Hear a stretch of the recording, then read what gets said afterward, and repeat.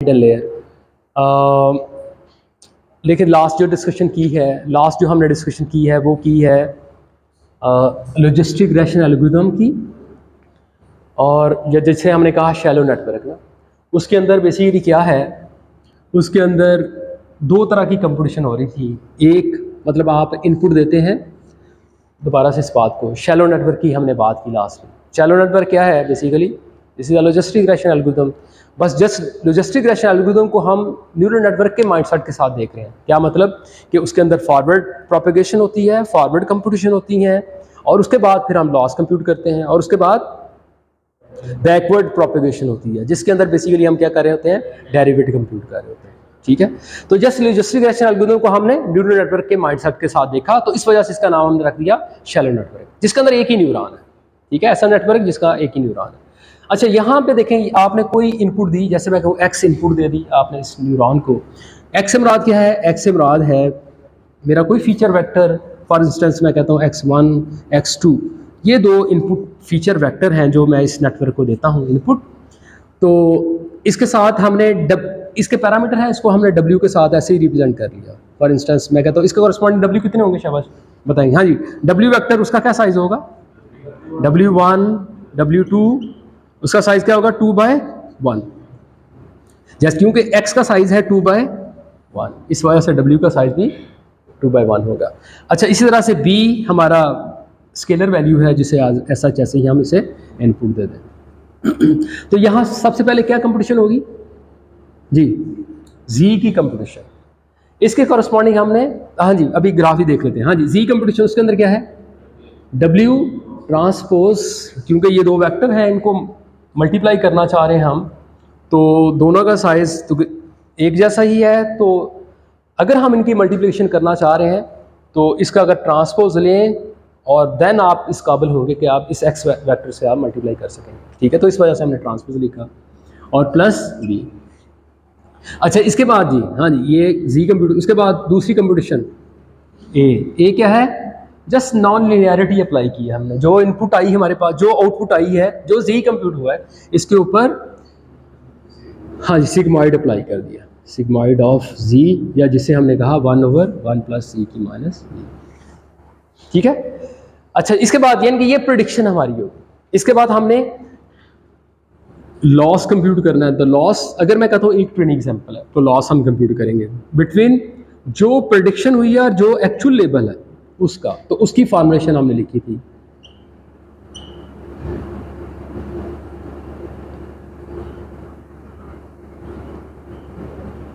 ठीक है जी। अच्छा, इस सारी ये जो भी कंप्यूटेशन हम कर रहे हैं, ये जो 3 इक्वेशन हमने लिखी हैं, इनको हमने लिख दिया था, इसका हमने एक कंप्यूटेशन ग्राफ बना दिया था, याद है? हमने कहा जी सबसे पहले z कंप्यूट करते हैं, ये x इनपुट है, ये w इनपुट है इसे, और ये b इनपुट है इसे, मिल रहे। तो पहले z कंप्यूट किया, ठीक है, जो हमने हमारी पहले हम z कंप्यूट कर रहे हैं। इसके बाद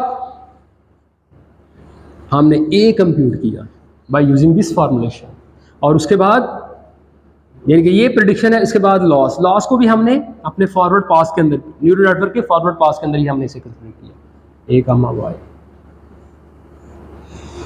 अच्छा जी, इसके बाद देखिए ज़रा, ये कंप्यूट करने के बाद, प्रेडिक्शन और लॉस कंप्यूट करने के बाद हमने कहा हमने डेरिवेटिव कंप्यूट करना है। तो यहाँ हमने dA कंप्यूट किया, उसके बाद dZ कंप्यूट किया, और उसके बाद dW और dB हमने कंप्यूट किया। तो ये सारी चीज़ें जो भी हम डेरिवेटिव कंप्यूट कर रहे हैं, ये सारे बिलोंग करते हैं किससे, this is belong backward pass.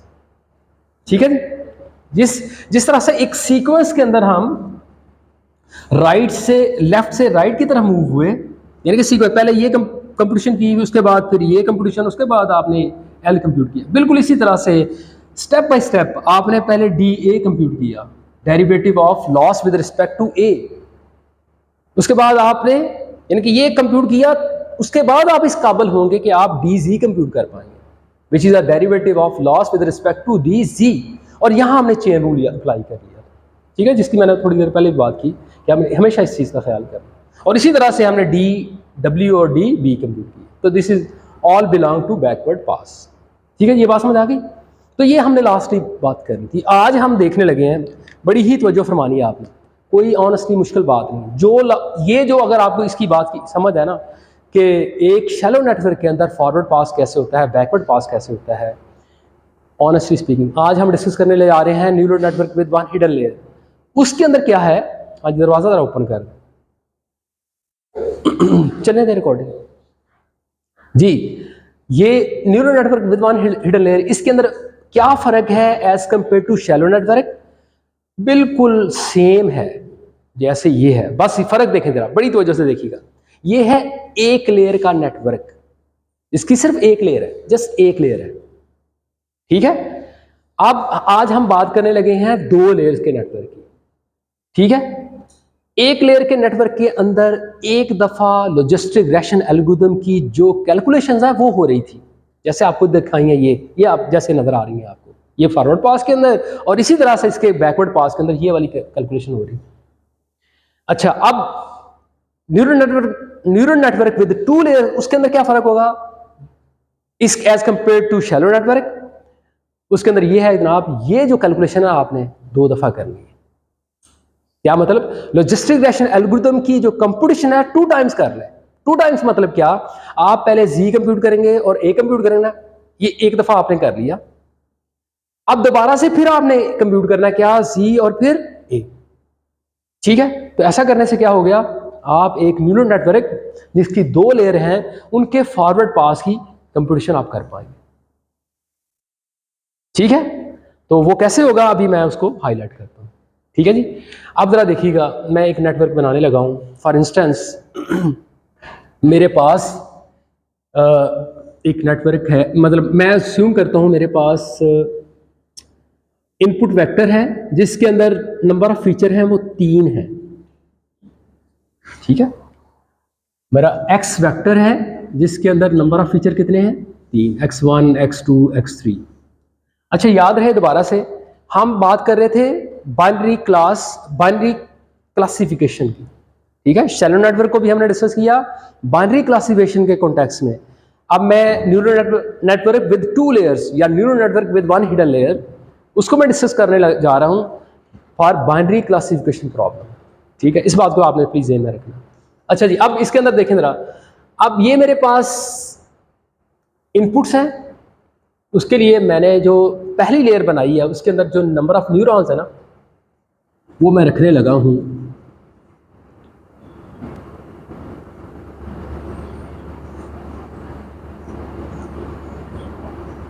4 neuron. ठीक है, पहली लेयर पे वो क्या है, इसके अंदर क्या कंपटीशन होगी जरा गौर से देखिएगा। ये कंप्यूट करेगा Z1 और उसके बाद A1, ये करेगा Z2 और A2, Z3 A3 और Z4 A4। इसको इनपुट क्या मिलेगी जरा देखें, ये X इंफॉर्मेशन आपने सभी न्यूरॉन को इनपुट देनी है, ये दूसरी X2 इंफॉर्मेशन आपने सभी न्यूरॉन को एज इनपुट देनी है, इसी तरह से ये तीसरी इनपुट भी सभी न्यूरॉन को आपने एज अ इनपुट देनी। ठीक है जी, अच्छा जी, अब इसके ऊपर वेट्स क्या आएंगे, ये मेरा ख्याल है पहले भी शायद थोड़ा सा डिस्कस किया था। हाँ जी, वेट्स W11 W1 2 W1 3, ये W21 W2 2 W2 3, और फिर किया ये आखिरी न्यूरॉन है इसका 4th न्यूरॉन W4 1 W4 2 और W4 3, और इसी तरह से 3 के भी होंगे। अच्छा जी, और हर न्यूरॉन को हम इनपुट, एक बायस भी टर्म भी हमेशा उसे इनपुट मिलती है, तो हर न्यूरॉन को एक बायस जो पैरामीटर है उसकी इनपुट, यानी कि डमी वेरिएबल, इसको हम 1 के साथ रिप्रेजेंट करते हैं, इसके ऊपर वेट की वैल्यू क्या है B1, ये पहले न्यूरॉन को, ये दूसरे न्यूरॉन को इनपुट मिल रही है, ये तीसरे न्यूरॉन को, और इसी तरह से ये चौथे न्यूरॉन। ठीक है जी। तो ये मेरी पहली लेयर है जिस पे मैं नंबर ऑफ जो न्यूरॉन्स हैं वो कितने रखे हैं, 4। ठीक है। इसी तरह से दूसरी लेयर जिसके ऊपर, चूंकि 2 लेयर का नेटवर्क है और आउटपुट हम क्या करना चाह रहे हैं जी, बाइनरी, तो हमें आखिरी लेयर पे जो आउटपुट चाहिए वो कितनी चाहिए, कितने साइज की चाहिए, 1। ठीक है, 1 न्यूरॉन चाहिए जो हमें बेसिकली जो कि बता देगा कि प्रिडिक्शन क्या हो रही है। उसकी प्रिडिक्शन की बुनियाद पे भी हम ये आइडेंटिफाई कर रहे हैं कि आउटपुट जो है वो बिलोंग करती है क्लास 1 से या क्लास 0 से। ठीक है, तो अब यहाँ पे Z1, यानी कि मेरे कहने का मतलब ये जो 1 रखना है ये किस पे डिपेंडेंट है कि आप क्या क्या आउटपुट चाह रहे हैं। और इस लेयर पे जो नंबर ऑफ हम न्यूरॉन रखे हैं, again this is also very very important. देखें 2 चीज़ें, एक नंबर ऑफ लेयर्स कितनी रखनी है और दूसरा किसी भी लेयर पे नंबर ऑफ न्यूरॉन्स आपने कितने रखने हैं। ये these all things belong to a hyperparameter, इसे हम कहेंगे ये हाइपर पैरामीटर के जुमरे में आती है कि नंबर ऑफ लेयर्स कितनी रखनी है आपने और नंबर ऑफ हर लेयर पे कितने नंबर ऑफ न्यूरॉन्स रखने हैं। ये है हाइपर पैरामीटर। क्या मतलब, आपको ट्रायल एंड एरर करके ना वो उस लूप से जिसकी लास्ट टाइम हम बात कर रहे थे, क्या लूप क्या है जी, आप पहले कुछ फिक्स कर लें अपने डेटा सेट के मुताबिक। आप एक मॉडल आप कम्प्लेक्स बनाना चाह रहे हैं या सिंपल बनाना चाह रहे हैं। क्या मतलब, अगर मॉडल कम्प्लेक्स बनाएंगे तो उसके अंदर नंबर ऑफ लेयर्स ज़्यादा होंगी, हर लेयर के ऊपर नंबर ऑफ जो न्यूरॉन्स हैं वो ज़्यादा आएंगे। ऐसा करने से क्या होगा, आपका मॉडल कम्प्लेक्स हो जाएगा। अगर सिंपल रखना चाह रहे हैं तो नंबर ऑफ लेयर्स कम होंगी, हर लेयर पे ऊपर नंबर ऑफ न्यूरॉन्स कम आएंगे। तो अगेन आपको क्या करना पड़ेगा, उस लूप से, उस ट्रेनिंग लूप के ऊपर से आपको बार बार गुजरना पड़ेगा, जिसका जिक्र हमने कई दफ़ा किया कि क्या जी आप ट्रेनिंग कर लें कुछ नंबर ऑफ लेयर्स रख के, हर लेयर पे कुछ फिक्स नंबर ऑफ न्यूरॉन्स रख के, फिर देखें रिजल्ट कैसे आते हैं आपकी एप्लीकेशन के मुताबिक। अगर अच्छे आते हैं, अगर अच्छे नहीं आते हैं तो फिर दोबारा से कुछ और अटैम्प्ट करें, नंबर ऑफ लेयर्स कम ज़्यादा करें, हर लेयर पे नंबर ऑफ न्यूरॉन्स कम ज़्यादा करें। तो अगेन ये हिट एंड ट्रायल वाले जो फेज़ है उससे आप गुजरना पड़ेगा। जैसे आपने अल्फ़ा की वैल्यू को फिक्स किया by looping through training loop again and again, बिल्कुल वैसा ही कुछ मामला यहाँ पे भी आपको करना पड़ेगा। ये बात समझ आ रही है कि वैलिडेशन डाटा सेट पे आप चेक करेंगे रिजल्ट कैसे आ रहे हैं। अगर मैं इतनी नंबर ऑफ लेयर्स रखता हूँ, हर लेयर पे इतने न्यूरॉन रखता हूँ, तो वो कैसे मामला होगा। हाँ जी, मेरी बात समझ आ रही है। तो लेकिन आउटपुट वो हम फिक्स कर सकते हैं। आउटपुट जो है वो हमारी डिपेंड करता है एप्लीकेशन क्या है। एप्लीकेशन क्या है हमारी कि बाइनरी क्लासिफिकेशन, आउटपुट 1 रख लें। अभी इंशाल्लाह आगे जाके देखेंगे हमने मल्टी क्लास क्लासिफिकेशन करनी है। ठीक है, और जो मैंने बात की थी सॉफ्टमैक्स को यूज़ करके, तो अगेन आप उतने नंबर ऑफ न्यूरॉन्स रखेंगे आखिरी लेयर पे जितनी आपकी क्लासेस है। ठीक है, मेरी बात समझ आ रही है।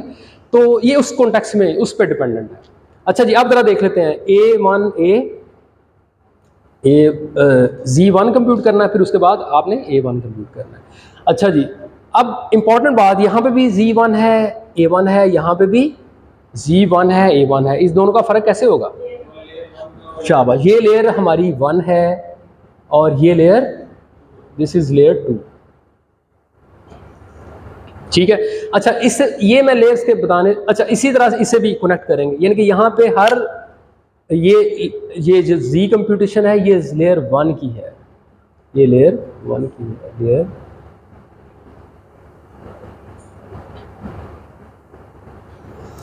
अच्छा जी, अब आपने अगेन इसके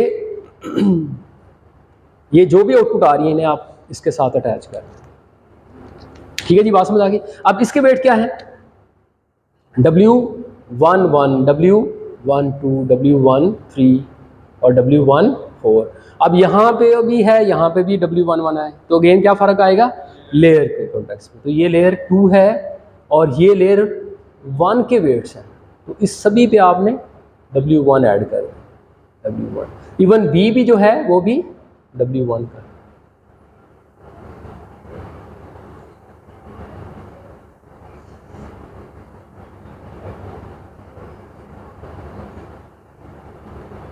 तो स्क्वायर ब्रैकेट के साथ सभी वेट्स के ऊपर आप लेयर नंबर जो है वो ऐड कर देंगे।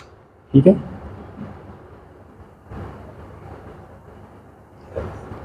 अच्छा जी।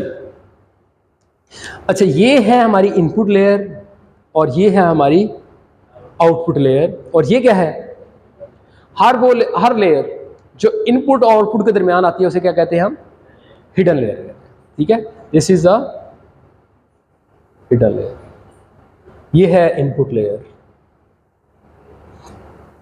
और ये है आउटपुट। सही है। अच्छा जी, नंबर ऑफ फीचर्स यहां पे देखिएगा बड़ी तवज्जो से, इस वाली नोटेशन का भी ख्याल करना है आपने। इसे हम हमेशा रिप्रेजेंट करेंगे n0 के साथ, या जिसे हमने nx भी कहा।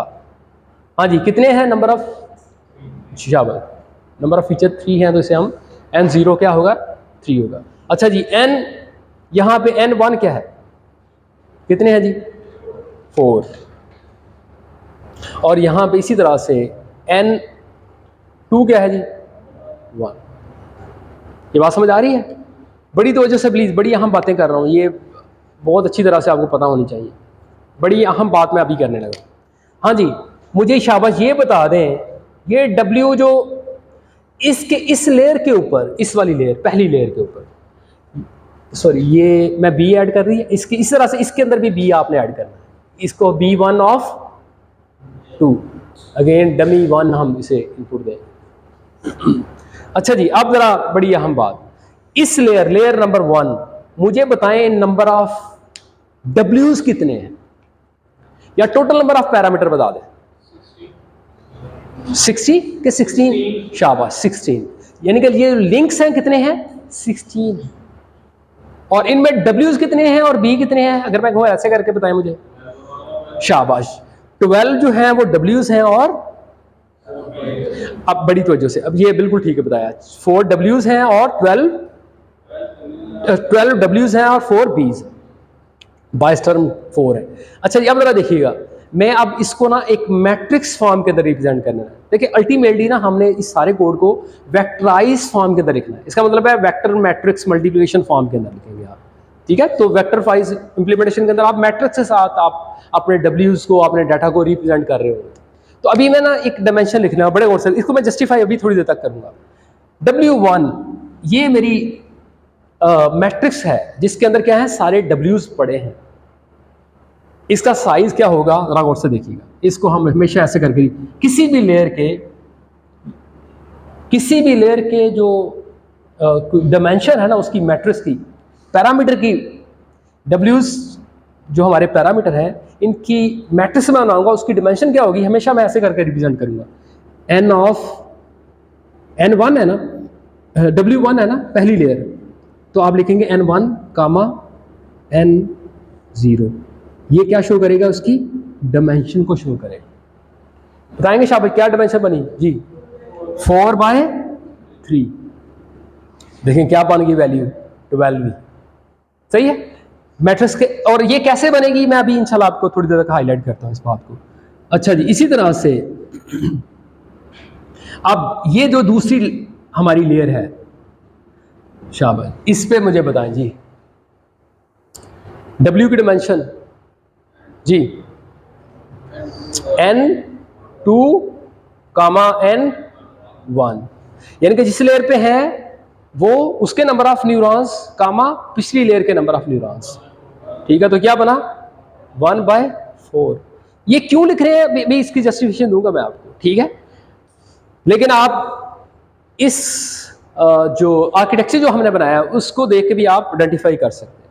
ठीक है, अच्छा जी, इस तरह से बी को भी हम अगर वेक्टर फॉर्म के अंदर रिप्रेजेंट करें तो उसकी डायमेंशन कैसे हमेशा लिखेंगे आप, n1 कामा 1 के साथ। ठीक है, इसका क्या मतलब है जी, बताएं शाबाश, 4 कामा 1, बिल्कुल ठीक है, 4 ही इनपुट्स हैं, उसे मैं कहता हूँ वेक्टर फॉर्म के अंदर रिप्रेजेंट कर दें तो 4 वेक्टर वैल्यूज। इसी तरह से हाँ जी, B2 जी शाबाश की डायमेंशन बताएं जी, हाँ जी n2 कामा 1 क्या होगी जी, 1 कामा 1 एक ही है। हाँ जी, एग्री करते हैं इस बात से, ये बात समझ आ रही है? अगर आपको ये भी बात समझ आ गई, इंशाल्लाह इसके बाद हमने बात करनी है डीप न्यूरल नेटवर्क की। अगर आपको ये अंडरस्टैंडिंग है ना तो इंशाल्लाह कुछ भी मुश्किल नहीं, इन्हीं चीज़ों की रेपिटेशन होगी। ठीक है, लेकिन इस सभी की बुनियाद ये है जो पहले हम डिस्कस कर चुके हैं। अगर वो अंडरस्टैंडिंग आपको सही है तो इंशाल्लाह इसके अंदर कोई मुश्किल नहीं होने वाली। अच्छा जी, अब मैं इसका ना ये सारी मैंने कैलकुलेशन भी कर ली, कुछ मैंने नोटेशंस भी लिख ली, कुछ डायमेंशन का भी जिक्र कर लिया। अब मैं इसको ना ज़रा समराइज कर इसको ज़रा ना इसके साथ रिलेट करने लगा। ये जो हमारा शैलो नेटवर्क था उसके अंदर जो फॉरवर्ड पास और बैकवर्ड पास हो रहा था, अब मैं कहता हूँ इस न्यूरल नेटवर्क के अंदर फॉरवर्ड पास और बैकवर्ड पास के साथ अगर मैं इसे रिप्रेजेंट करना चाहूँ तो वो कैसे होगा। देखें ज़रा, देखें जी सब। और मैंने आपको पहले बताया कि ये 2 लेयर का नेटवर्क है, 2 दफ़ा क्या कंप्यूट होना है जी जी, मैंने स्टार्ट पे कुछ बताया ना आपको। यहां शैलो नेटवर्क के अंदर या एक लेयर के नेटवर्क के अंदर एक दफा लॉजिस्टिक रिग्रेशन एल्गोरिथम की कंप्यूटेशन होती है। अब 2 लेयर का नेटवर्क है तो कितनी दफा होंगी? 2 दफा। n लेयर का नेटवर्क है तो ऑनेस्टली आप देखेंगे कि n दफा लॉजिस्टिक रिग्रेशन एल्गोरिथम की कंप्यूटेशन होगी। क्या मतलब? a कंप्यूट करें उसके बाद z कंप्यूट करें उसके बाद a कंप्यूट करें, बस यही काम करना है बार बार आपने, दैट्स इट। यहाँ पे ये काम एक दफा किया था क्योंकि ये एक लेयर का नेटवर्क था, और यहाँ आपने ये काम 2 दफा करना है क्योंकि ये 2 लेयर का नेटवर्क है। आप देखें जरा, मैं इसका ग्राफ बनाने लगा हूँ, कंप्यूटेशन ग्राफ बनाने लगा हूँ। बड़ी तवज्जो से आपने देखना है प्लीज, सारी चीजों की समरी यहाँ पड़ी है। अगर ये समझ आ गई तो इंशाल्लाह आगे कोई मुश्किल बात नहीं जी। सबसे पहले हमने जी कंप्यूट करना है। देखें जी, जी मैं इसको थोड़ा सा यहाँ शुरू कर रहा हूँ जी जी कंप्यूट करूंगा। जी कैसे? Z1 is equal to ji, Z1 कैसे कंप्यूट होगा जी, कैसे होगा जी? W, अच्छा मैं सभी मेरा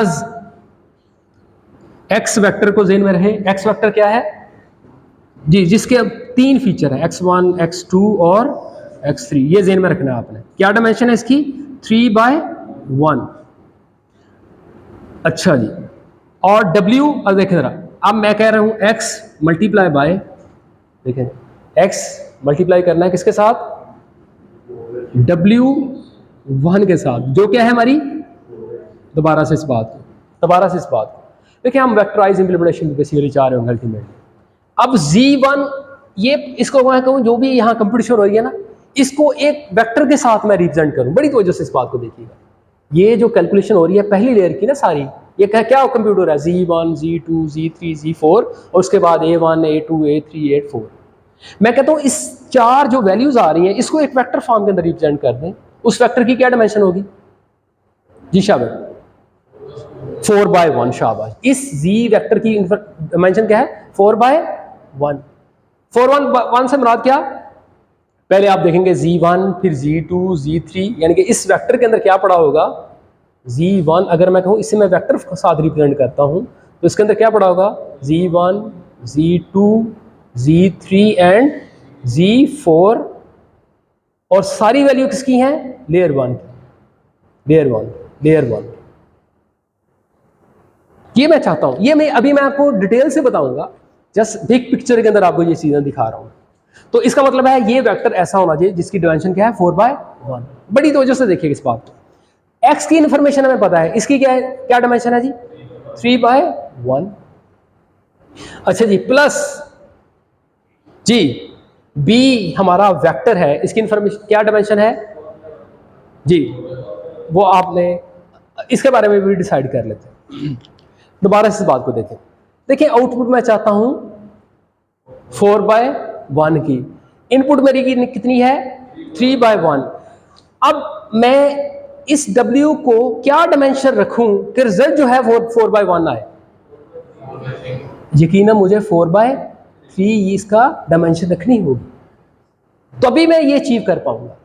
ऐसे है कि नहीं? बात समझ आ रही है? तो इस वजह से इसकी जो डायमेंशन मैं अभी आपको दिखाई ना, उसकी एक जस्टिफिकेशन ये, इसकी मजीद जस्टिफिकेशन अभी थोड़ी देर तक दोबारा से मैं आपको दिखाता हूँ, लेकिन उसकी स्टार्टिंग मैंने आपको जरूर, इसकी मोटिवेशन मैंने आपको जरूर यहाँ पे बता दी है कि इसको 4/3 ही क्यों लिखा, 3/4 क्यों नहीं लिखा।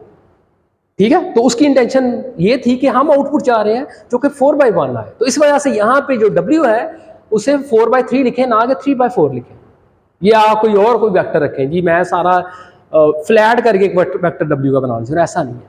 ठीक है, उसकी एक हिकमत थी, और हिकमत यहाँ थोड़ी सी हाईलाइट की है, डिटेल से भी दोबारा से बताता हूँ मैं। बात समझ आ रही है? अच्छा, इसी तरह से अब देखें जरा, ये b है, इसकी डायमेंशन आ गई 4/1, ठीक है। अब मुझे इसकी क्या डायमेंशन रखनी चाहिए? 1/4 के 4/1, 4/1, ठीक है। तो इस वजह से इसका नाम, इसको भी हमने 4/1 रख दिया ताकि आउटपुट ये अचीव हो जाए। हाँ जी, बात समझ आ रही है? तो ये हमने सबसे पहले क्या कर लिया, z कंप्यूट कर लिया, बिल्कुल ऐसे ही जैसे यहाँ पे किया था शैलो नेटवर्क के केस के अंदर। अच्छा जी,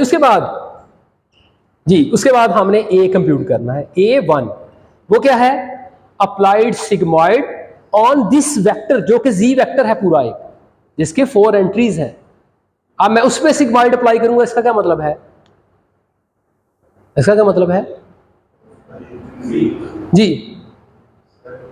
शाबाश, एलिमेंट वाइज अप्लाई होगा सिग्मॉइड फंक्शन। क्या मतलब?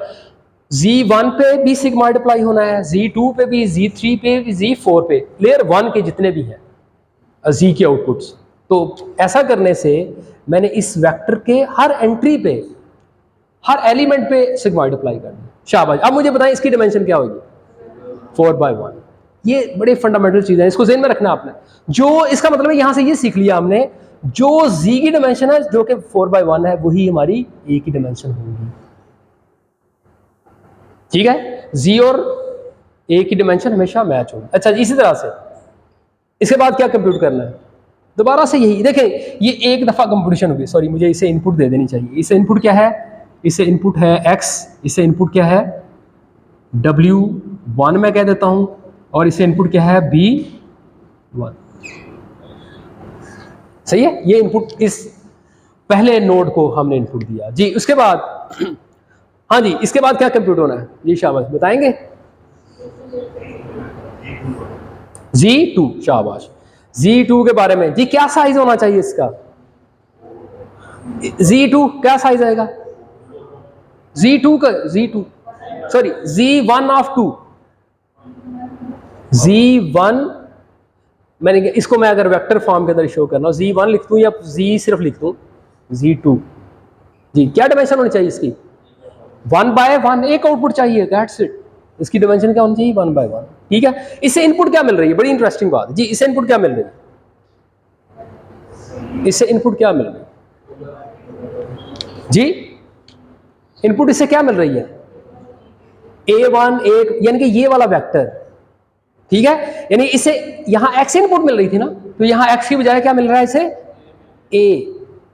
A कौन सा वाला? A1, पहली लेयर की जस्ट लाइक ऐसे समझे। अगर आप इसको ना, मैं इस पे, आप समझे इस वाली चीज पे मैं हाथ रख दूं, ठीक है, इसे छुपा दूं इस सारी इनपुट को, तो जस्ट लाइक ही क्या है? एक न्यूरॉन जिसे आप ये 4 इनपुट्स दे रहे हैं, x1 x2 की जगह, जस्ट नाम क्या आ गया? A1 A2 A3 A4, just 4 inputs दे रहे हैं आप, दैट्स इट, और कुछ भी नहीं। यानी कि ये वो फीचर थे जो हमें डायरेक्ट डाटा से मिले। अब यहां पे ये वाले वो फीचर हैं जो नेटवर्क ने खुद लर्न किए। याद आ रही बात? फीचर इंजीनियरिंग, ये नेटवर्क खुद लर्न कर रहा है मुझे कैसे वैल्यू लेनी है ताकि मैं ये आउटपुट प्रोड्यूस करूं जो रिक्वायर है, ठीक है। अब देखें जरा यहां पे, अच्छा ये मेरे पास वेक्टर, इसकी क्या डायमेंशन है जी? 4/1। बड़ी तवज्जो से प्लीज इस बात को देखना। अच्छा जी, इसको हम और इनपुट और क्या मिल रही है? एक तो ये A मिल रहा है, और W को मैं लाना लिख देता हूं यहां पे, W देखिएगा, W2 और B2, सही है। अच्छा जी, अब देखें जरा, W इसको मैं मल्टीप्लाई करूंगा W2 के साथ जी, शाबाश। इसकी डायमेंशन ये है 4/1 है। इसकी क्या डायमेंशन होगी? रिजल्ट क्या है?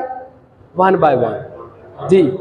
1/, अब समझ आई इसको क्यों हमने वहां पे रखा 1/4, ठीक है। तो ये क्या आ गया? 1/1। अब और B की क्या डायमेंशन होनी चाहिए? 1/1 ताकि आउटपुट हमें याद है। हाँ जी, बात समझ आ गई? अच्छा, इसके बाद क्या कंपटीशन होनी है? A2, बेसिकली A2 क्या है हमारा? A2 कह दूं या A1 कह दूं, एक ही मतलब है। A2 बेसिकली क्या है हमारा? ये बेसिकली हमारी प्रेडिक्शन है। या जिसे हमने बहुत पहले fx भी कह दिया, ठीक है। अच्छा जी, ये क्या है, applies a sigmoid on Z2।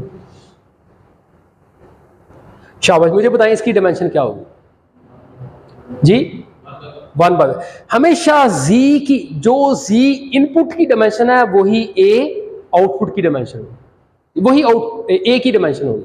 यहां Z2 की डायमेंशन है 1/1, इसका मतलब है A2 की डायमेंशन भी क्या होगी, 1/1 ही होगी। हाँ जी, इसके बाद क्या कंप्यूट करना है जी, शाबाश, loss between prediction and actual value. हाँ जी, ये बात समझ आ गई, ठीक है। देखिए ये बिल्कुल वही सारा कुछ जो हमने यहाँ पे किया शैलो नेटवर्क के अंदर, 1 लेयर के नेटवर्क के अंदर, 2 लेयर नेटवर्क के अंदर, ये चीजें देखें जरा, ये 2 दफा रिपीट होगी, ये वाली कंप्यूटेशन 2 दफा रिपीट, एक दफा यहाँ पे और एक दफा यहाँ पे। n लेयर का नेटवर्क है तो ये n टाइम्स रेपिटेशन होगी, z followed by a, that's it, ठीक है जी, ये बात समझ आ गई जी। अच्छा अब देखें बिल्कुल इसी तरह से, आप मैं होमवर्क देने लगा हूं आपको, बड़ी तवज्जो से आपने देखना, प्लीज करके आना अगली दफा। आपने क्या कंप्यूट करना है यहाँ पे जी, बैकवर्ड पास की बात करने लगा हूं मैं, ये फॉरवर्ड पास हो गया। हाँ जी, बैकवर्ड पास मतलब क्या, राइट से लेफ्ट की तरफ आपने मूव करना है, कैसे, और सीक्वेंस के अंदर कि सबसे पहले क्या होगा, सबसे पहले क्या कंप्यूट करेंगे आप, DA ऑफ 2। ऑनेस्टली ये बिल्कुल वैसे ही है जैसे आपने DA कंप्यूट किया था, कुछ भी फर्क नहीं है मास वाई नोटेशन के, यहां वहां हमने DA2 कहा, यहां DA कहा है, तो एक तो आपने ये कंप्यूट करके आना घर से, ठीक है, इसकी क्या वैल्यू आएगी, अगली क्लास में इंशाल्लाह इसकी बात करेंगे। उसके बाद क्या कंप्यूट करना है हमने, DZ2, आप देखेंगे ऑलमोस्ट ये वैसा ही है जैसे DZ था, ठीक है। अच्छा इसी तरह से अब आपने क्या कंप्यूट करना है, यहां पे देखें जरा, जैसे हमने यहां पे कंप्यूट किया था DW और DB, बिल्कुल वैसे ही हमने DW2 और DB2 कंप्यूट करना। ये चारों कंप्यूटेशन आपका होमवर्क है, आपने करके आनी है, ये बिल्कुल ऑलमोस्ट देखेंगे आप, थोड़ा सा फर्क होगा, अगेन जो बिल्कुल एग्जैक्ट करके आएगा उसके लिए स्पेशल मार्क्स होंगे इंशाल्लाह, और ढेर सारी दुआएं भी होंगी साथ साथ, प्लीज़ आपने करके आना, अदरवाइज क्लास के अंदर हम डिस्कस वैसे करेंगे, लेकिन आपने पूरी अटेम्प्ट करके आनी है इंशाल्लाह, इसे क्लास के अंदर भी करेंगे। एक काम तो ये बैकवर्ड पास की बात कर रहा हूँ, ये बैकवर्ड पास, ये एक लॉजिस्टिक रेशन कंप्यूटेशन के कॉरस्पॉन्ड हो गया, और उसके बाद फिर यहाँ पे भी आपने ऐसे ही कंप्यूट करना, यहाँ पे क्या कंप्यूटेशन होगी, सॉरी यहाँ पे DA1, यहाँ पे क्या होगी DZ1, और इसी तरह से DW1 और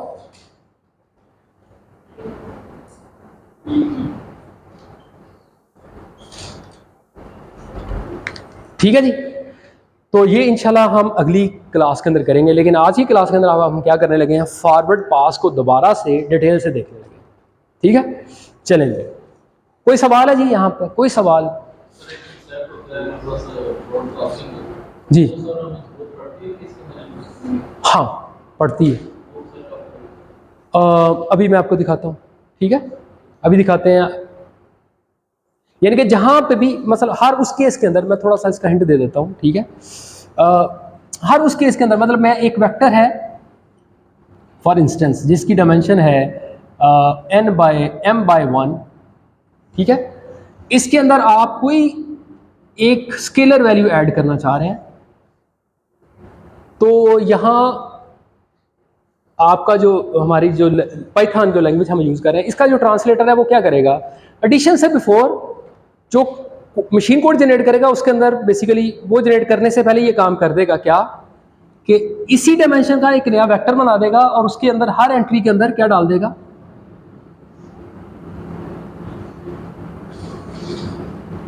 n/m का, और फिर उसके बाद ऐड करवा देगा, ठीक है। अगर मेरा वेक्टर है 1/n डायमेंशन का और मैं एक स्केलर वैल्यू ऐड करना चाह रहा हूं, तो वो क्या करेगा, 1/n का एक नया वेक्टर बनाएगा जिसकी हर एंट्री पे 500 रख देगा और उसके बाद पीरियड ऐड करवाएगा। और ये आप ब्रॉडकास्टिंग प्लस के साथ भी कर सकते हैं, माइनस के साथ भी, मल्टीप्लिकेशन के साथ भी और डिवीजन के साथ, ठीक है, ये सभी ऑपरेटर के साथ आए। तो ये मैंने आपको बताया किसका, वेक्टर का और स्केलर का। बिल्कुल इसी तरह से आप एक मैट्रिक्स की बात भी कर सकते हैं। मतलब मेरी एक मैट्रिक्स है m बाय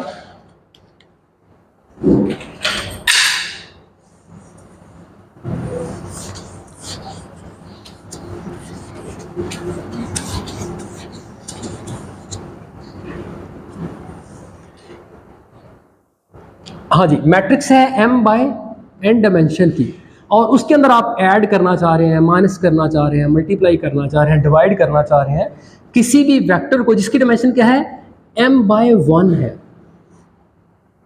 तो अगेन ये जो इस पाइथन का ट्रांसलेटर है वो क्या करेगा, इस जो वेक्टर, ये जो वेक्टर है, कॉलम वेक्टर है, इसको बनाएगा पहले क्या, m बाय n का मैट्रिक्स बनाएगा। और ये चूंकि वेक्टर है ऐसे, इसकी हर एंट्री को ना ये कॉपी कर देगा बेसिकली, बिल्कुल एग्जैक्ट सेम। और इसकी अब डायमेंशन क्या होगी, m बाय 1 से n बाय 1, और उसके बाद फिर ऐड करवा देगा, ठीक है। तो जहां भी जरूरत है वो करवा लेगा। और बिल्कुल इसी तरह से अगर वेक्टर है 1 बाय n डायमेंशन का, तो अगेन वो क्या करेगा, पहले m बाय n का मैट्रिक्स बनाएगा और उसके बाद फिर ऐड करवाएगा, ठीक है। ये लास्ट टाइम मेरा ख्याल है बात की थी अभी। अच्छा जी, अब जरा हम बात करते हैं फॉरवर्ड पास की।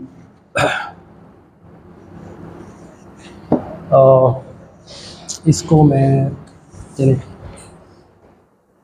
अच्छा जी, सबसे पहले देखें जरा ये न्यूरॉन क्या कर रहा है, कि एक न्यूरॉन को पहले देख लेते हैं। ये वाला न्यूरॉन जिसके अंदर क्या कंपटीशन हो रही है, Z1 की और उसके बाद A1 की। इनपुट क्या इसे मिल रहा है, x वेक्टर जिसके अंदर 3 वैल्यूज हैं, और जी W's देखें जरा, मैं कहता हूँ x वेक्टर क्या मतलब x1 x2 और x3। हाँ जी, इसको मैं W वेक्टर भी कह देता हूँ, W1 ऑफ 1। इस न्यूरॉन के जितने भी वेट्स हैं उसको अगर मैं वेक्टर फॉर्म के अंदर रिप्रेजेंट करना चाहूँ तो क्या वेक्टर बनेगा, जी शाबाश, क्या वैल्यूज बनेंगी उसकी, वो वैल्यूज क्या है, W1 1 W of layer,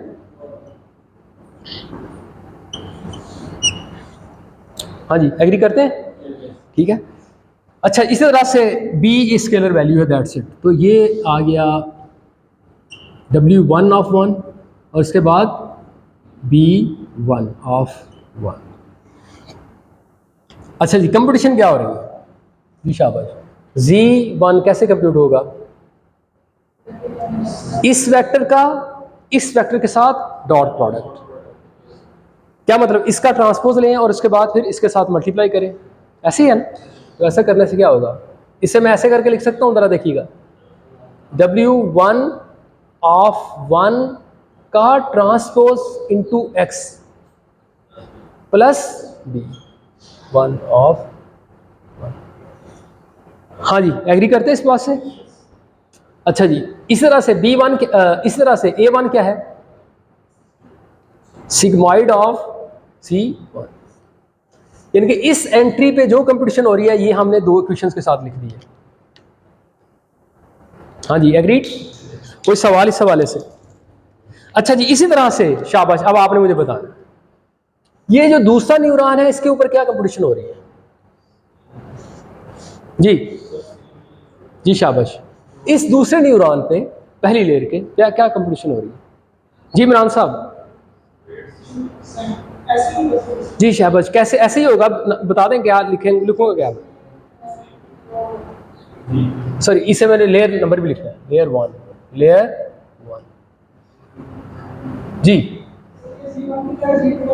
Z2 आ जाएगा, शाबाश, ये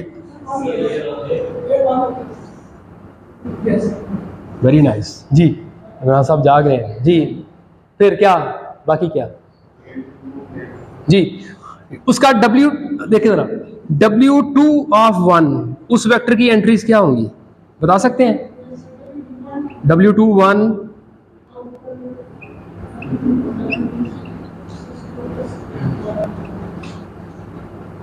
ठीक है जी।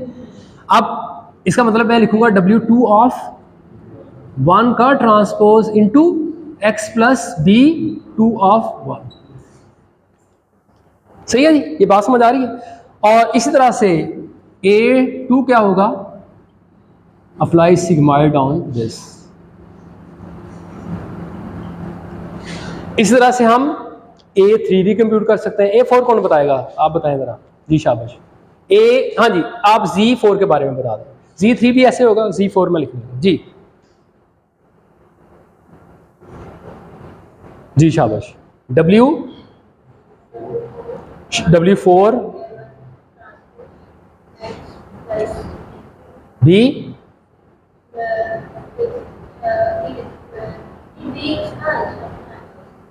B4 ऑफ 1 और इसके बाद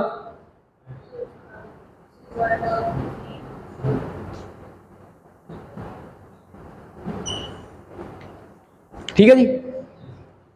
ये सारी कैलकुलेशन हमने कर ली, डिटेल समझ आ गई इसकी। अब जरा देखिए इसको मैं ना कितनी नंबर ऑफ इक्वेशन लिखनी पड़ी हमें,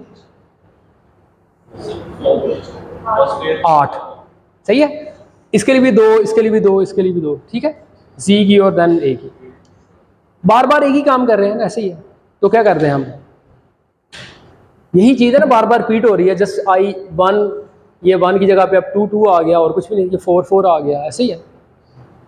तो क्या कर दें फिर, लूप लगा दें। शाबाश, ठीक है जी, आसान काम कर लें, लूप लगा लेते हैं। ये देखें जी, लूप लगने लगे। ये सारा कुछ आप लूप के साथ कर सकते हैं, तो लूप लगा देते हैं। For I is equal to 1 to m। देखिए यहाँ मैंने क्या कर दिया, यहाँ मैंने लिख दिया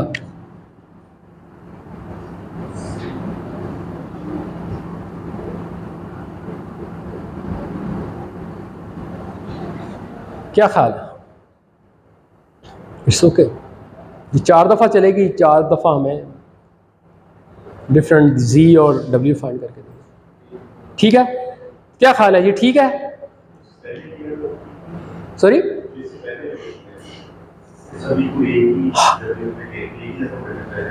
हाँ वो करते हैं अभी, वो मैं समझ रहा हूँ आपको।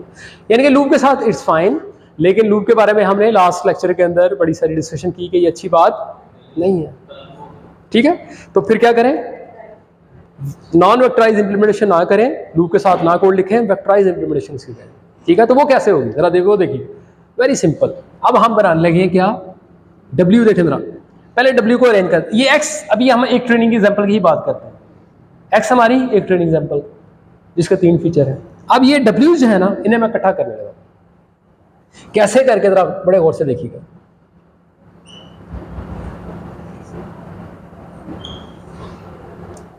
इस वेक्टर ट्रांसपोज ले रहे थे ना बार बार हम, इसका ट्रांसपोज ले आप, तो ये क्या आ जाएगा,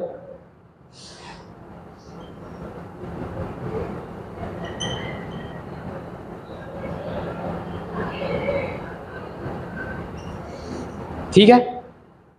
इसका भी ट्रांसपोज लें, ये क्या आ जाएगा, W, देखिए मैं लिख लेगा डायरेक्टली, W1 ऑफ 1 का ट्रांसपोज, W3 1 का ट्रांसपोज और W4 1 का ट्रांसपोज। बताएंगे इस मैट्रिक्स की क्या डायमेंशन होगी जी, 4/3, 4/3।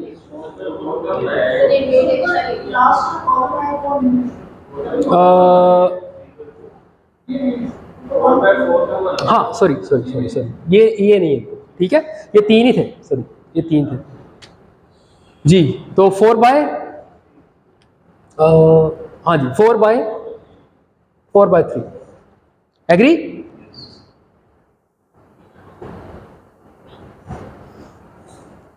अब देखें जरा, ये मैंने बना लिया, बाकी अच्छा इसी तरह से मैंने B वेक्टर बनाया, तो देखिएगा B ऑफ 1,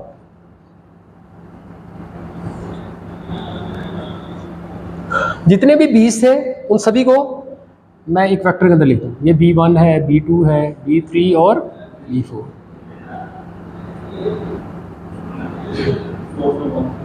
तो ये क्या डायमेंशन होगी 4/1।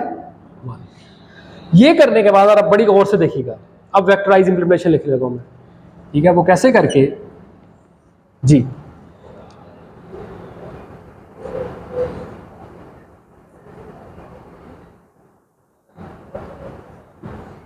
जी शाबाश।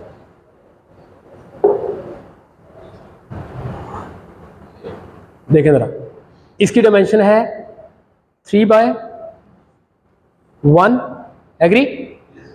इसकी डायमेंशन क्या चाहते हैं हम, 4/1। इस वजह से इसकी डायमेंशन हमने यहां पे क्या रखी है, मैं अरेंज तो किस तरह से भी कर सकता था ना मैं, तो इस वजह से इसकी डायमेंशन रखी है 4/3। नहीं नहीं, इसका सॉरी, इसका ट्रांसपोज नहीं है, ये ऐसे ही है, सॉरी इसका ट्रांसपोज नहीं है, सही है। और ये देखिए यहां पे भी ऐसे ही लिखा था हमने, ठीक है, ऐसे लिखा। अच्छा जी, इसी तरह से अब देखें जरा, बी क्या डायमेंशन है 4/1, इसका आंसर 4/1 प्लस 4/1। यहाँ पे लकीली ब्रॉडकास्टिंग की जरूरत नहीं है, इट्स फाइन, ठीक है। लेकिन शायद अभी कहीं पड़े जरूरत, अभी देखते हैं, पड़ेगी थोड़ी देर तक देखते हैं। अच्छा, इसके बाद जी ये जी अप्लाई कर दें, सिग्माइड अप्लाई कर दें, तो क्या आंसर आ गया, क्या डायमेंशन का वेक्टर आ गया 4/1, एग्री जी। अच्छा, अगर आप जस्टिफिकेशन करना चाह रहे हैं कि सही वैल्यू आती है कि नहीं, वो भी आप कर सकते हैं। जस्ट इस W को मल्टीप्लाई करें किसके साथ, X के साथ, मल्टीप्लाई करके देखें। हाँ जी, ये तीनों वैल्यू इसके साथ मल्टीप्लाई होंगी, एडिशन हो जाएगा तो एक वैल्यू आ जाएगी। वो बेसिकली क्या है, W1 ट्रांसपोज इंटू X, ठीक है। बात समझ आ रही है कि नहीं। अगर आप जस्टिफिकेशन करना है कर सकते हैं, कोई मसला नहीं है। एक तो मैंने आपको बात की, दो चीजें मैंने आपको बताई, आपने हमेशा डायमेंशन का ख्याल करना है। डायमेंशन तो देख लिया, वो बिल्कुल हमने ठीक है। इसके बाद आपने दूसरी बात रिजल्ट का भी ख्याल करना है, रिजल्ट भी सही आ रहा है कि नहीं, तो उसकी भी जस्टिफिकेशन कर लेते हैं। तो उसकी जस्टिफिकेशन अभी हम कर रहे हैं कि क्या मैं इस W को मल्टीप्लाई करूंगा इस X के साथ, तो जो मेरे पास आएगा जवाब वो क्या आएगा, W1 of 1 transpose of X, यानी कि इस पूरे कॉलम को सॉरी इस पूरी रो को मैं मल्टीप्लाई कर रहा हूं इस कॉलम के साथ, इसका डॉट प्रोडक्ट, मेरे पास एक वैल्यू आ जाएगी। उसके बाद मुझे B को ऐड करना है एक B के साथ, यानी क्या मतलब, देखिए जरा, इस पूरी को ना मैं ऐसे लिखने लगा, ये है W जिसे मैंने W1 कह दिया, ये है मेरे पास X, और इसके साथ मैं लिखता हूं B प्लस, देखिए लिख देता हूं यहां पे B है ना, तो B की एंट्रीज B1, B2, B3 और B4। अगर आप इसे मल्टीप्लाई करें और ऐड करें तो आपको ऑनेस्टली देखिए जरा, ये इसके साथ मल्टीप्लाई होगा तो पहली एंट्री का जवाब आएगा W1 of 1 transpose of X plus B1। वही हमने जो अभी लूप लगा के लिखा था या लूप के बगैर लिखा था वही था। उसकी दूसरी एंट्री क्या आएगी, यानी कि Z की दूसरी एंट्री क्या आएगी, W2 1 transpose multiply by this vector which is X plus B2। इनका आंसर भी ठीक आ रहा है एंड सो ऑन। हाँ जी, कोई सवाल इस हवाले से समझ आ रही है, यानी कि डायमेंशन भी हमने मैच करनी, उसके बाद रिजल्ट भी देख लिया, हाँ रिजल्ट भी ठीक आ रहा है, यानी कि इन दोनों चीजों को आपने जस्टिफाई करना है हमेशा। कोई सवाल है तो कर ले।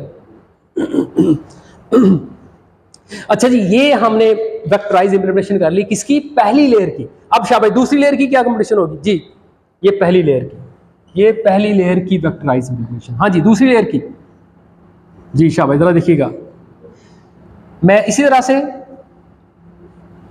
ये पहली लेयर का वेक्टर बनाया, दूसरी लेयर के बारे में जरा ख्याल कर लेते हैं जी।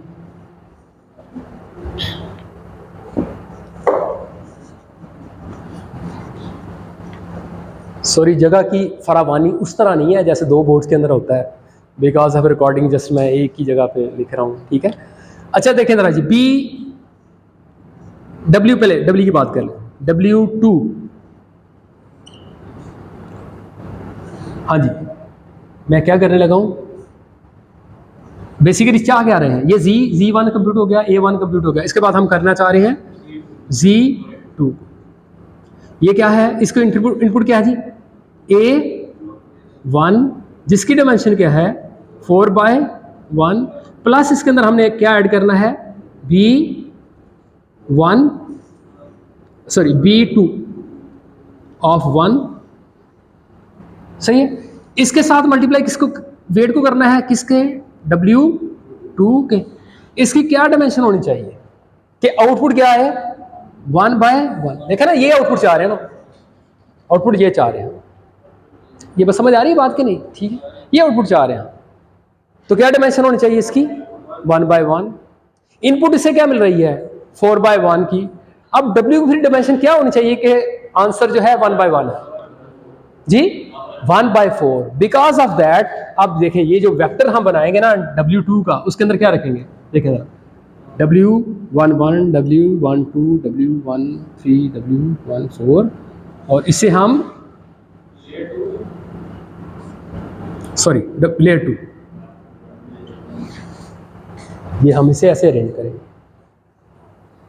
सही है, अब ये आउटपुट हमें देगा 1/1 की। इसी तरह इसके बाद हमने क्या कंप्यूट करना है जी, A2, वो क्या है, जस्ट अप्लाई ए सिग्मॉइड ओवर Z2। तो इसकी डायमेंशन क्या आएगी, जो Z की, ठीक है, इसकी डायमेंशन भी 1/1 आएगी। ठीक है जी, नींद पूरी हो गई आपकी, चलिए ठीक है। अच्छा जी, अब ये देखें जी, ये हमने वेक्टराइज इंप्लीमेंटेशन की है किसकी, एक ट्रेनिंग एग्जाम्पल के कॉरस्पॉन्डिंग। सही है, तो अगर हमने जी n number of training example की बात करें तो फिर क्या करना होगा ना, वो बड़े गौर से देख लीजिएगा इस बात को जी, शाबाश। ये जो भी मैंने बात की है ये एक ट्रेनिंग एग्जाम्पल के कॉरस्पॉन्डिंग की है, जिसके अंदर बेसिकली क्या कर रहे हैं हम, देखें जी, ये कंपटीशन हो रही है, ये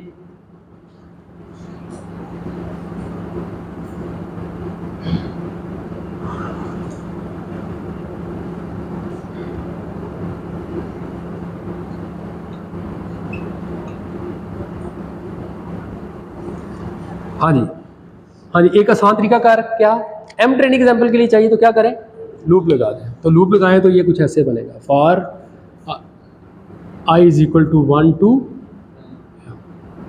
अब देखिए मैं नोटेशन क्या ऐड करने लगा हूँ जरा, क्योंकि i को ऐड करना है तो मैं इसको कहता हूँ ये पहली training example, for i training example. और ये जो आउटपुट है ना, इसके साथ i एक ब्रैकेट और ऐड कर देता हूँ, i के लिए छोटी ब्रैकेट ऐड कर लेते हैं, जस्ट शो के कौन सी स्पेसिफिक एग्जाम्पल। तो ये नोटेशन के अंदर चेंज कर लो।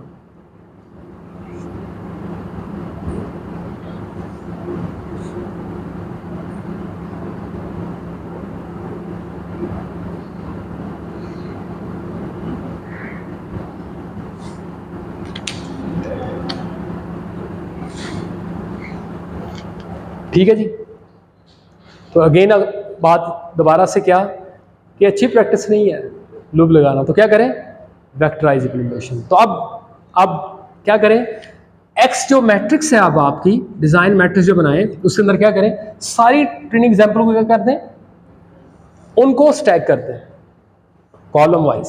क्या मतलब, ये मेरी पहली ट्रेनिंग एग्जाम्पल के सारे फीचर, ये मेरी दूसरी ट्रेनिंग एग्जाम्पल के सारे फीचर, जो अभी थोड़ी देर पहले असाइनमेंट के टेक्स्ट में बात कर रहा था ना, वैसी डिजाइन मैट्रिक्स आपने बनानी end up to last training example.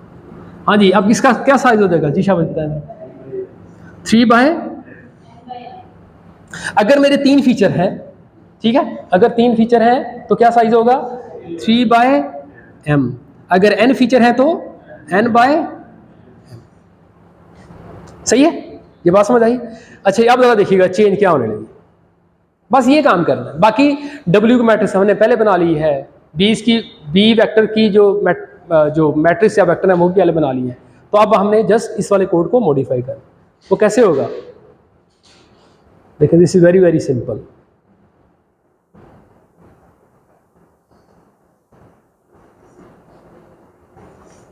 हाँ जी, अब ये x हमारी जो ये जो वेक्टर था x, अब इसकी डायमेंशन क्या है 3/m। जस्ट ये चीज़ ऐड होने लगी। देखिए बड़ी गौर से प्लीज, 3/m, बाकी किसी मैट्रिक्स को आपने चेंज नहीं करना।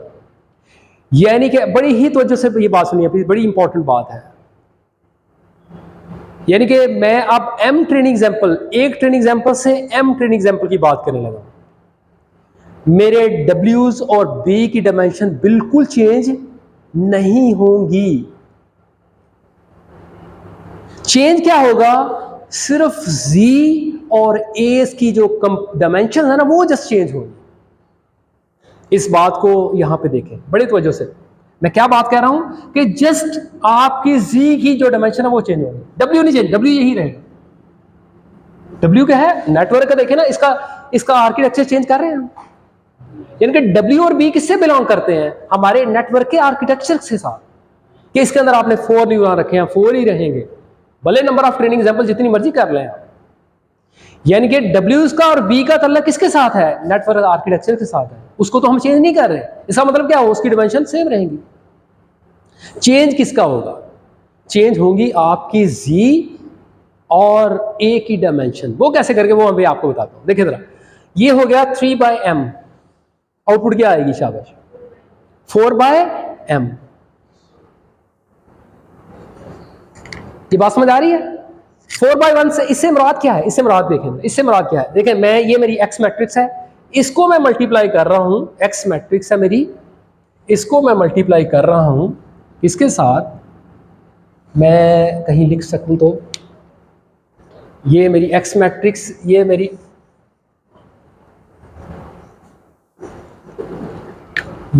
x मैट्रिक्स है, जिसकी डायमेंशन क्या अभी बताइए आपने मुझे, 3/m। क्या मतलब, यहां 3 फीचर है, x1, x2, x3, और ये पहली ट्रेनिंग एग्जाम्पल की बात होगी। और इसी तरह से ये दूसरी ट्रेनिंग एग्जाम्पल होगी यहाँ पे, उसके सारे फीचर एंड अप टू ये रो मल्टीप्लाई होगी किसके साथ, इस कॉलम के साथ। आउटपुट क्या आएगी, पहली ट्रेनिंग एग्जाम्पल के कॉरस्पॉन्डिंग WX की आउटपुट, ठीक है। और प्लस मैं उसके अंदर प्लस B करूंगा, B क्या है, ये मेरा वेक्टर B, जस्ट 4/1 की एंट्रीज। ये मेरी बात समझ, इसमें मिटा दूं तस्वीर को, अगर आप उसके ज़हन में रहे ये तस्वीर, ठीक है, मैं इसे मिटा दूं।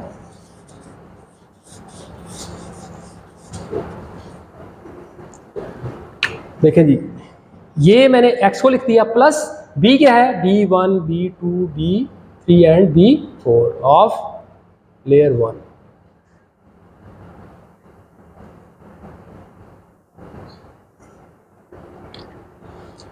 देखिए ऐसा करने से क्या होगा, ये पहली एग्जाम्पल मल्टीप्लाई इसके साथ होगी, ऐसे ही है। कोई एक जवाब आएगा, उसके अंदर आप ऐड करेंगे किसको, इस वेक्टर की। दोबारा से इस वाली बात को दोबारा से देखते हैं, ये मल्टीप्लिकेशन कैसे होगी। हाँ जी, ये पहली ट्रेनिंग एग्जाम्पल, ठीक है, इससे मल्टीप्लाई होना है इस वाली रो के साथ, ठीक है। और इसके अंदर ऐड क्या होना है जी, इसके अंदर B1 ऐड होना है। मैं B1 की सारी एंट्री को लिख दिया, देखें जी, मैं इसको मल्टीप्लाई करता हूँ, ये मेरे पास क्या आंसर आ गया, इन दोनों को मैंने मल्टीप्लाई कर लिया। देखिए बड़ी तवज्जो से इस बात को देखिए, हाँ आएगा, मैं वही बात करूँ, बिल्कुल वही बात होने लगी। ये इन दोनों की मल्टीप्लिकेशन के बाद आंसर मेरे पास क्या आया, जरा देखिएगा, 4/m के क्या मतलब, मेरे पास ये पहली एंट्री का एक जवाब, फिर मैं करूंगा दूसरी मैट्रिक्स को, जस्ट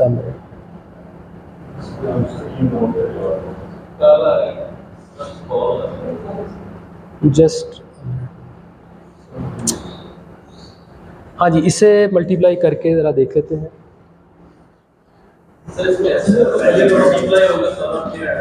देखें जी, पहले हम कर रहे थे, अभी थोड़ी देर पहले हाँ जी, हाँ जी, ये है हमारी मैट्रिक्स जी। इसकी डिमेंशन है 4/3। ये मैट्रिक्स है, इसकी डिमेंशन है जी 3/m, सॉरी 3/m। और बल्कि हम ऐसा करते हैं, m को भी फिक्स कर लेते हैं, हम कर लेते हैं 3/4 फॉर इंस्टेंस, ठीक है, 3/4। अच्छा जी, बल्कि ऐसा किया हमने, थोड़ी देर पहले हमने इसको रखा था 3/1, ठीक, ये वैल्यू थी नहीं। ऐसा करने से क्या हुआ, ये पूरी पहली एग्जांपल इसके साथ मल्टीप्लाई हुई, ये पूरी एग्जांपल इसके साथ मल्टीप्लाई हुई, इसके साथ मल्टीप्लाई, यानी हर एग्जांपल ने इस रो के, यानी इस कॉलम वेक्टर ने इस मैट्रिक्स से हर रो के साथ मल्टीप्लाई होना।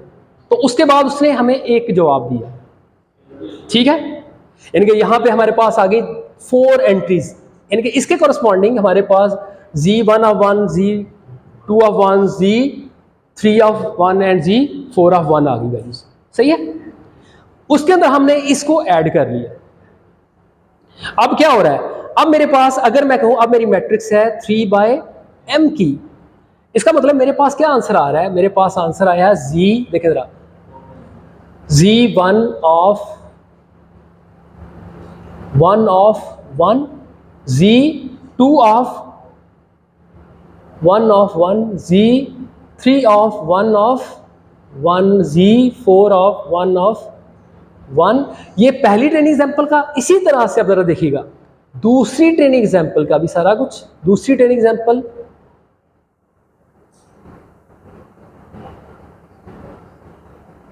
एंड अप टू, मैं m ही लिख देता हूं, चले m,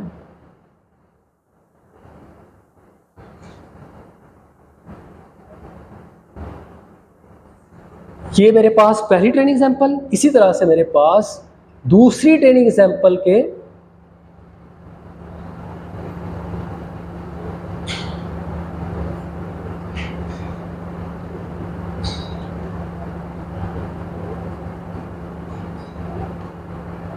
देखिए, हम डायमेंशन देख रहे हैं और साथ आउटपुट क्या आ रही है उसको भी जस्टिफाई करने की कोशिश कर रहे हैं। और इसी तरह से Z1 of example number m,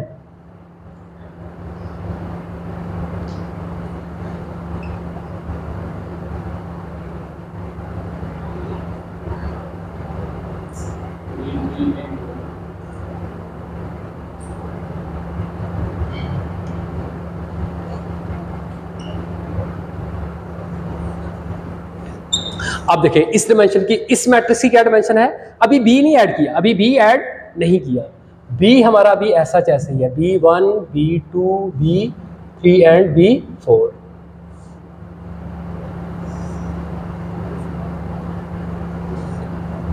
इसकी डायमेंशन क्या है जी, शाबाश, 4/m। और ये वेक्टर क्या है, इसकी डायमेंशन क्या है, 4/1। हाँ, ये बात समझ आई। अब क्या होगा, अब इसकी एडिशन होगी, वो कैसे होगी, अब ब्रॉडकास्टिंग, ठीक है। पाइथन का ट्रांसलेटर बेसिकली क्या करेगा, इसको 4/1 की मैट्रिक्स बनाएगा एक चीज, और उसके हर कॉलम के अंदर इसी कॉलम को पेस्ट करता जाएगा, ठीक है। तो अब उसके बाद इन्हें ऐड करेगा, ऐड करने के बाद जो मैट्रिक्स बनेगी वो बनेगी 4/m की। वही बात है, हमें क्या रिजल्ट चाहिए, 4/1। इस पे अब हम सिग्मॉइड अप्लाई करेंगे। इसका मतलब क्या है, ये जो भी 4/, लेकिन इसके बाद इसके अंदर हम ऐड कर देंगे, मतलब ये बेसिकली शायद मुझे अभी z नहीं लिखना चाहिए था, ऐड करने के बाद z कह देना चाहिए, ठीक है। यानी कि ऐड भी होगा और फिर उसके बाद z कंप्यूट होगा। ऐड होने के बाद ये मेरे पास अब वैल्यू आएंगी z की। अब इस पे क्या करना है, अब नेक्स्ट अगला स्टेप क्या है, सिग्मॉइड अप्लाई करें। सिग्मॉइड हर एक एलिमेंट पे, हर एक एलिमेंट।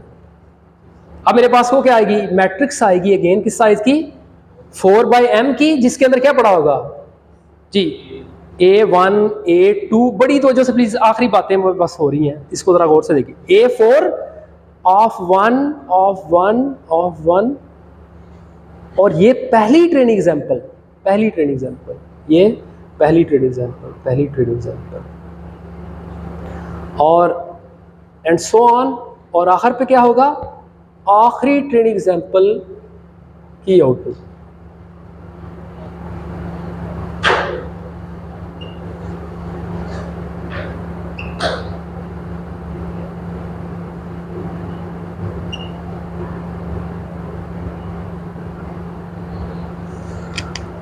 बड़ी तो वजह से आखिरी बात कर रहे हैं।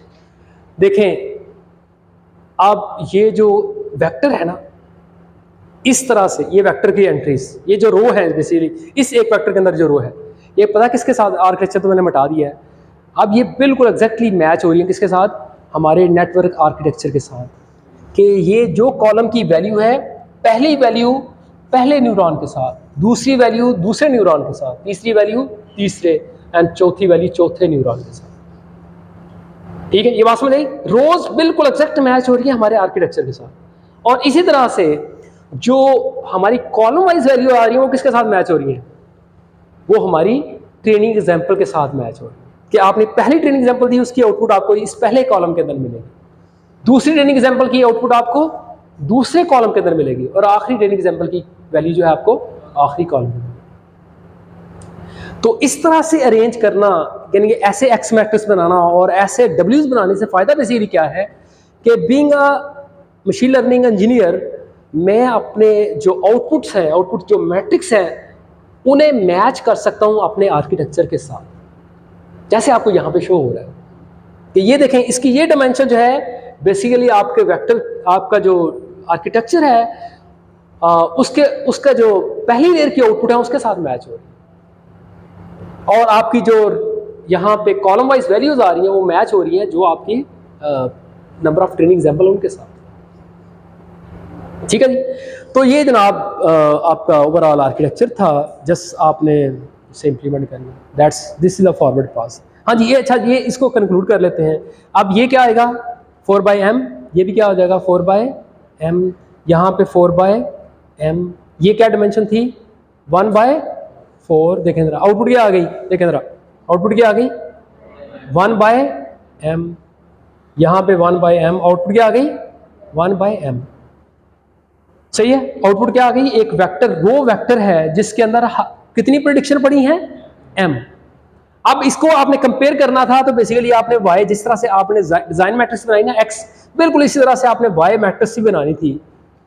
ठीक है, y वेक्टर, रो वेक्टर भी बनाना था, जिसके अंदर देखें आपने किस तरह से अरेंज किया अपने लेबल्स को, कि यहाँ पहली ट्रेनिंग एग्जाम्पल है, फिर दूसरी ट्रेनिंग एग्जाम्पल है, और अप टू लास्ट, यानी कि उसकी डायमेंशन ही देखें बिल्कुल जो आपकी प्रेडिक्शन हो रही है उसके साथ मैच होनी चाहिए। तो ये भी है 1/m, तो यहाँ आप कंपैरिजन कर सकते हैं। ठीक है जी, तो इसके बाद बेसिकली लॉस फंक्शन कंप्यूट होना था, फिर बैकवर्ड पास। तो इंशाल्लाह अगली क्लास के अंदर हम यहीं से, ये फॉरवर्ड पास की पूरी बात हो गई, ठीक है, कैसे प्रेडिक्शन होती है, और उसके बाद हम कैसे फिर लॉस फंक्शन भी कंप्यूट कर सकते हैं by using binary cross entropy function. उसके बाद बैकवर्ड पास क्या है, इंशाल्लाह इसकी बात अगली क्लास में। तो अब आपने नेक्स्ट क्लास के अंदर जो मैंने आपको होमवर्क दिया है प्लीज़ उसे करके आना आपने। ठीक है जी, चलिए इसके साथ ही लेक्चर।